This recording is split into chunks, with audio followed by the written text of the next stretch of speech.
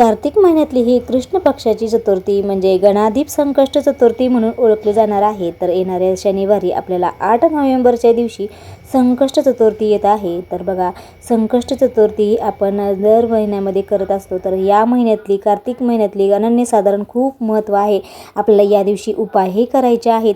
बघा, कार्तिक महिना हे विष्णूंना समर्पित असतो। माता लक्ष्मीला म्हणजेच आपली तुळशीचा विवाह सुद्धा या महिन्यात होत असतो। तर त्याच्यामुळे आपण कार्तिक महिन्यातली जी काही संकष्ट चतुर्थी येतो तर ते अधिकाधिक आपल्याला प्रगती, आपल्या नोकरीबद्दल अडथळे काही असेल तर ते नक्की त्याच्या उपायाने आपल्याला त्याचे शुभ फल मिळत असते। तर आजच्या व्हिडिओमध्ये सांगणार आहे। तर आपल्याला संकष्ट चतुर्थी दिवशी आपल्याला कोणते उपाय करायचे आहेत तर ते आजच्या व्हिडिओमध्ये जाणणार आहोत। तर बघा, आपण चतुर्थी दिवशी जे बघा गणपतीला गणाधिप रूपातील पूजेसाठी समर्पित आहे। यावेळी बुद्धी, ज्ञान, सिद्धीची देवता मानले जाते। बघा, आपल्या घरामध्ये खूप काही अडचणी असतात। तर आपल्याला प्रगती मिळवण्यासाठी संकष्ट चतुर्थी दिवशी आपण उपाय करणे खरंच खूप फायदेशीर असतं।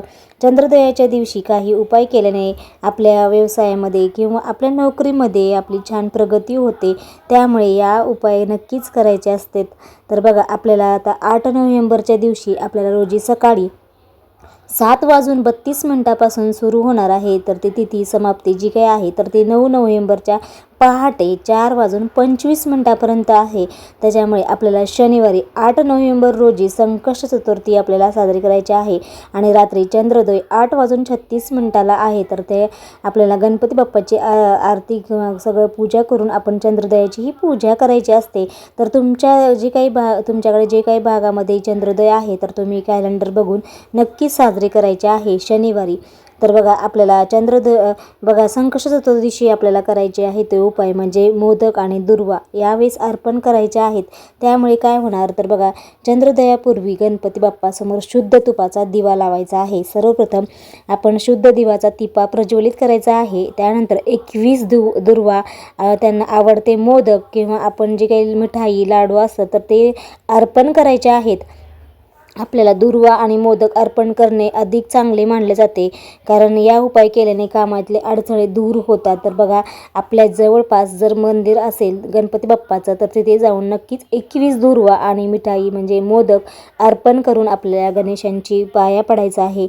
आणि आपल्याला जर जमलं तर तिथे आपण जे काही मंदिरात जाणार आहोत जवळपासच्या तर तिथे गणेश मूर्तीसमोर बसून आपल्याला संकटनाशन गणेश स्तोत्र कमीत कमी 3 वेळा पठण करायचं आहे। बघा, जर तुम्हाला तुमच्या जवळपास गणपतीचं मंदिर असेल तर तिथे नक्कीच संकटनाशन गणेश स्तोत्र म्हणायचं आहे।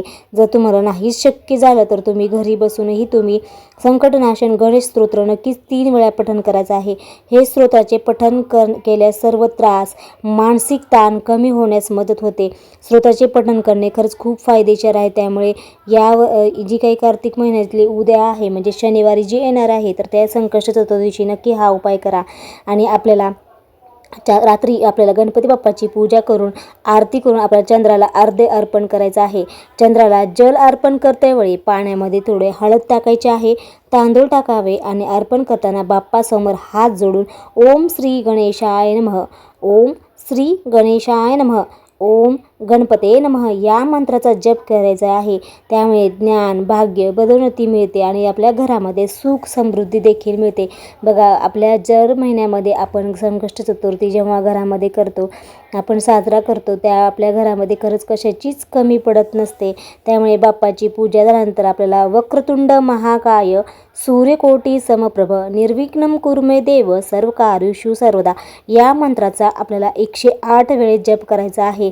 त्यामुळे आपल्या घरामध्ये सौख्यामध्ये काही जी काही अडथळे असतील तर ते नवीन आपल्या घरामध्ये खूप काही अडचणी असतात, तर आपल्या जी काही मनोकामना आहे तर नक्कीच ते पूर्ण होणार आहेत। त्यामुळे या सर्व उपायाचा आपण नक्कीच या संकष्ट चतुर्थीला करायचा आहे। तर आपल्या घरामध्ये खरंच सुख समृद्धी नक्कीच टिकून राहते आणि आपल्या गणपतीचा बाप्पाचा आशीर्वाद आपल्या सगळ्या कुटुंबाला लाभतो। त्यामुळे आपण आपल्या लहान मुलांसोबत आपण या गणपती बाप्पाची पूजा नक्कीच करावी, कारण हा गणपती बाप्पा हा लाडक्या मुलांना पण खूप प्रिय असतो.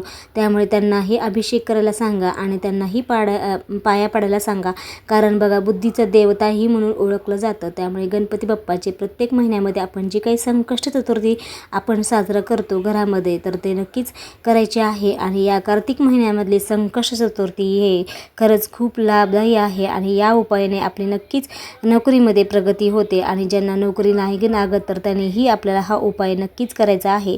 तर आपल्या खरंच बघा आपल्या मेहनतीला नक्कीच यश मिळणार आहे. तर या संकष्ट चतुर्थीला आवर्जून हा उपाय नक्कीच करावा. संकष्ट चतुर्थी दिवशी हा उपाय केल्याने आपल्याला घरामध्ये सुख समृद्धी नक्कीच येते. आपल्या गणपती बाप्पाचा आशीर्वाद नक्कीच सगळ्यांना लाभ होतो आणि आपल्या प्रसन्न होते आणि आपल्या घरामध्ये खरंच नक्कीच प्रगती हो.